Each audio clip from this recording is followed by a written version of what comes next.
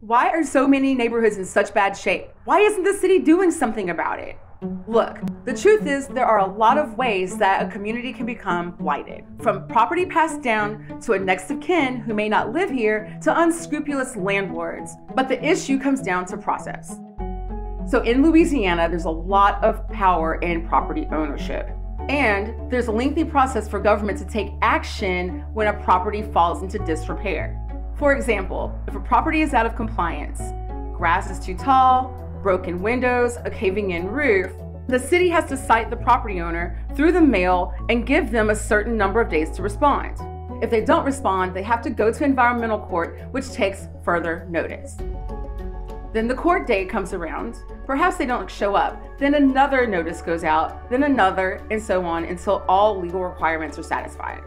This process can take months at least, if not years, all while the property gets worse and worse. So the process is cumbersome, but that's not the end of the problem. Today, there are about 70 properties that the city has to take care of. That's cutting grass, securing windows, and keeping it all maintained. That costs money. And if a new owner isn't found, that property could eventually become so blighted and dilapidated that it requires demolition.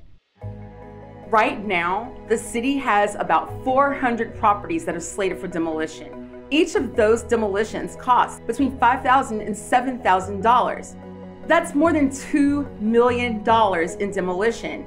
And after the properties are removed, it leaves neighborhoods with unsightly gaps between houses. All of this means lower property values and lost investment by property owners who still live in those neighborhoods, further exacerbating disinvestment. And every day, more houses in the city core are added to that list while we're continuing to build new houses and new developments on the edge of the city.